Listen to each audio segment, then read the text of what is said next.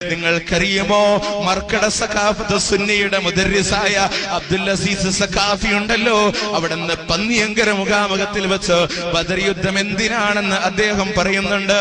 അത് നമുക്ക് ശാപ്പാടടിക്കാനാ, അത് നമുക്ക് ബദർമാല പാടാനാ, അത് നമുക്ക് ബദർ മൗലിദ് ചൊല്ലാനാണ്. അതല്ലാതെ അള്ളാഹുവിന് ബദർ യുദ്ധം വിജയിപ്പിക്കാൻ സഹാബികളുടെ ആവശ്യമില്ലല്ലോ.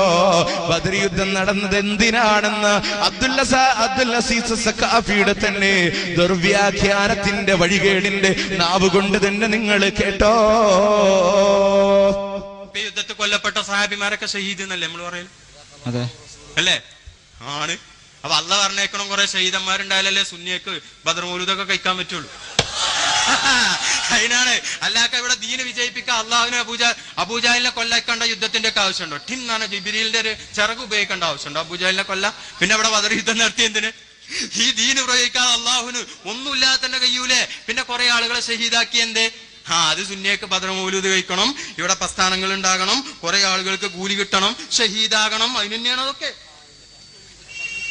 അല്ലെ അബൂജാലിനെ കൊല്ല ഇക്കണ്ട സാഹബത്തിൽ എങ്ങനെ ഇറങ്ങാറാക്കണ്ട എന്താ ആവശ്യമുള്ളേ?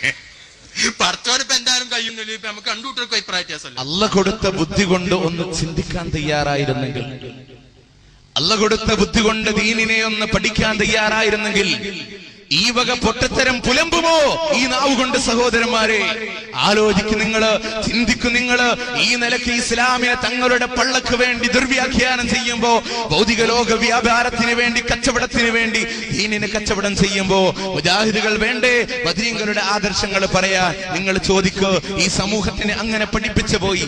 നാട്ടിലൊരു കാരണവളെ വിളിച്ചുകൊണ്ട് നിങ്ങൾ ചോദിക്കുക, ബദരീങ്ങളെ കുറിച്ച് നിങ്ങൾക്ക് എന്തറിയാം?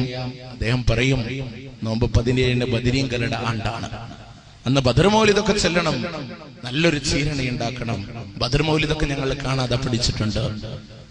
അടുത്ത ചോദ്യം നിങ്ങൾ ചോദിക്കും, പരിശുദ്ധ ഖുർആനിൽ ബദരീങ്ങളെ കുറിച്ച് എന്തെങ്കിലും പറഞ്ഞിട്ടുണ്ടോ? 3-ാം അധ്യായം സൂറത്ത് ആലി ഇംറാനിന്റെ 121 തുടങ്ങിയ ആയത്തുകളിൽ ബദരീകളെ കുറിച്ച് പ്രതിനിധീകരിച്ചത് എന്തെങ്കിലും അറിയുമോ? അതിനെക്കുറിച്ച് വായിച്ച് നോക്കിയിട്ടുണ്ടോ എന്ന് ചോദിച്ചാൽ അറിയില്ല.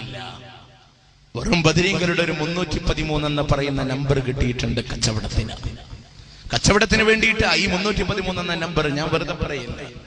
ഇവിടെ നടക്കുന്ന പ്രസംഗത്തിന് പകരം ഒരു പാതിരാവാദം നടക്കുകയാണെന്ന് നിങ്ങൾ സങ്കല്പിച്ചോ. ഈ 1.5-2 രൂപ വിലയുള്ള കോഴിമുട്ടുണ്ടല്ലോ, പണ്ടൊക്കെ മുജാഹിദിന്റെ സ്റ്റേജിൽ കിടന്നിരുന്ന സംഭവം ഇന്ന് കല്ലോണ്ടെറിയുന്നത്. കാരണം കോഴിമുട്ടക്ക് 3 രൂപ വില കൂടിയിട്ടുണ്ട്. ഈ കോഴിമുട്ടയും കൊണ്ടുവന്നിട്ട് മുസ്ലിയാര് വെച്ചേക്ക 3 രൂപ, 5, 10, 100, 150, 200, 250, 300. ഏതെങ്കിലും ഒരു സാധു സദസ്സിന്റെ ഒരു മൂലയിൽ നിന്നൊരു 313 അങ്ങ് വിളിച്ചു പോയാൽ ഉടനെ തന്നെ വേദിന്ന് ഇലാഹി സല്ലിമില്ലുമ്മ മിനൽ ആഫാതി വന്നിഖ്മ വമിൻ ഹമ്മി വമിന്നുമ്മ ബിഅഹ്ലിൽ ബദീരി യാ അല്ലാഹ്. ബദരീങ്ങളുടെ നമ്പറാണ് കേട്ടോ. ഇത് വിളിച്ചെടുത്ത സഹോദരൻ നീ ശിഫ നൽകണേ നാദാ എന്നിങ്ങനെ കച്ചവടം ചെയ്തു പോകുമ്പോ എന്റെ സഹോദര ഞാൻ ചോദിക്കട്ടെ, 313 ഏറ്റവും നല്ല നമ്പറെങ്കിൽ എന്തിനാ അതിന്റെ മുകളിലേക്ക് വിളിക്കാൻ തയ്യാറാകുന്നത്? കിട്ടാവുന്നിടത്തോളം വില വിളിക്കണ്ടല്ലോ. നിങ്ങൾ ആലോചിക്കണം, ഒരു സദസ്സിൽ കുറെ കോഴിമുട്ട ഒരു ബേസിൽ കൊണ്ടുവന്ന് ഓരോന്നായി വിറ്റാൽ എന്ത് ചെയ്യില്ല, പ്രാസംഗിന്റെ സമയം പോകും. അതുകൊണ്ട് പ്രാസംഗം പറയാ, എല്ലാവർക്കും എന്ത് ചെയ്യാ, സദസ്സിലുള്ള എല്ലാവർക്കും ഓരോന്ന് കൊടുത്തോ.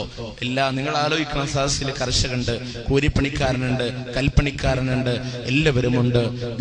ദിവസേന ജോലി ചെയ്ത് അതുകൊണ്ട് കുടുംബം പോറ്റുന്നവരുണ്ട്.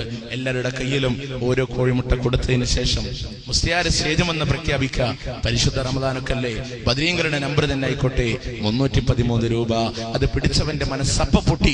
കാരണം അവൻ ജോലി ചെയ്ത ഈ പണം ഈ നിലക്ക് ചൂഷണം ചെയ്യപ്പെടുമ്പോ എന്റെ സഹോദരന്മാരെ, നാളെ റബ്ബിന്റെ കോടതിയിൽ ചോദ്യം ചെയ്യില്ലേ? അള്ളാഹു ചോദിക്കില്ലേ? എന്താ മറുപടി പറയുക? എന്താ ഇതിന് ഉത്തരം നൽകുക? ഈ നിലക്ക് ചൂഷണം ചെയ്യുമ്പോ നാണം എന്നുള്ളത് ഉണ്ടോ ഇവർക്ക്? ഈ പാവപ്പെട്ടവന്മാരെ ഇങ്ങനെ ചൂഷണം ചെയ്യാൻ?